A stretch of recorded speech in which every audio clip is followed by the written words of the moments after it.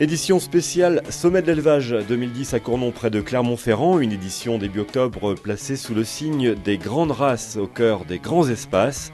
Pour nous en parler, Roger Blanc et Fabrice Berton, le président et le commissaire général du Sommet.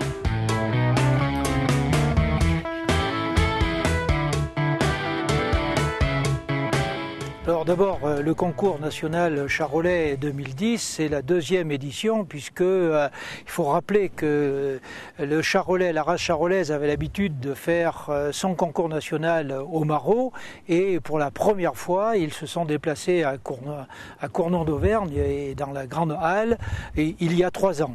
Et donc nous accueillons à nouveau, à leur demande, le concours national charolais en 2010 parce que c'est un événement qui est avec une connotation mondiale d'une part et un poids qui est très important pour la race dans le cadre de Sommet de l'élevage.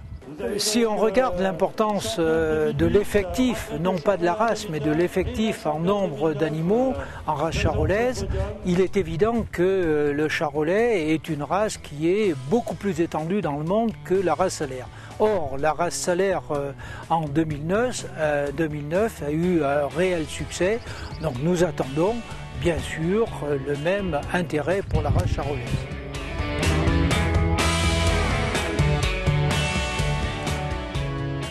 Alors, il faut parler déjà d'espèces. Nous avons 3 grandes espèces, les bovins, les ovins et les équins. En race bovine, nous avons à peu près une vingtaine de races. Chez les ovins, 25 à 30 races sont présentes et une dizaine chez les chevaux.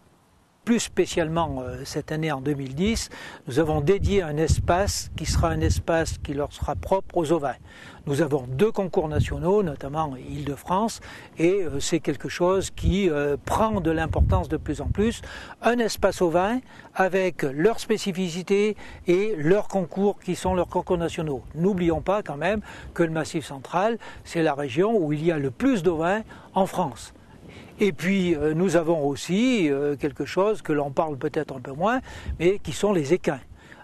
Nous sommes là aussi la région qui avons le plus de chevaux lourds. Et Sommet de l'élevage au fil des années est devenu la plus grosse manifestation de présentation de la race équine.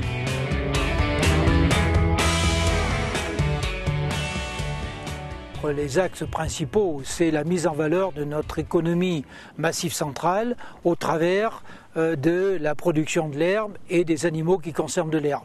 C'est vrai pour les bovins, lait, viande et aussi ovins, ne l'oublions pas, il y a aussi des ovins. C'est donc l'économie majeure que nous présentons. Et puis la deuxième chose, c'est aussi un outil de communication et c'est aussi un outil politique pour faire comprendre au pouvoir public l'intérêt qu'ils ont de soutenir notre agriculture, notre élevage et notre région Massif central. Et surtout, en n'oubliant pas qu'il y a un objectif de Sommet de l'élevage qui est l'international et nous accueillons de plus en plus d'étrangers. L'année dernière, c'était 2500 étrangers. Cette année, avec notamment les pays de l'Est qui sont très demandeurs de nos races, eh bien, nous espérons bien sûr accueillir des exposants et des visiteurs étrangers en masse plus importante que l'an dernier. Nous avons un salon d'accueil pour les délégations internationales, car bon, comme tout salon, mais aussi comme nous sommes en Auvergne, nous voulons que les visiteurs étrangers repartent avec un bon souvenir, donc nous essayons de soigner leur accueil. Cette année, comme l'an dernier, nous attendons des délégations de plus de 60 pays. Ça sera plusieurs milliers de visiteurs étrangers qui représentent des décideurs économiques et qui viendront notamment pour la génétique bovine viande.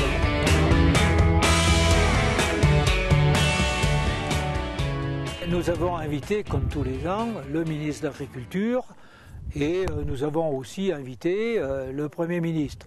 Mais il faut bien savoir qu'aujourd'hui, Sommet de l'élevage, c'est réellement un honneur de recevoir des personnalités, mais c'est aussi incontournable pour ces personnalités incontournables de venir à Sommet de l'élevage.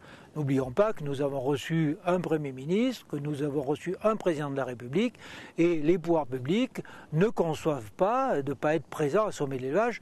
C'est autant pour nous, pour leur faire passer des messages, que pour eux aussi, pour venir apporter un certain nombre d'informations. Donc je dirais que le ministre de l'Agriculture est bien sûr présent. Et nous dépassons bien sûr le cadre français et nous espérons, comme il y a eu d'autres fois, des commissaires européens.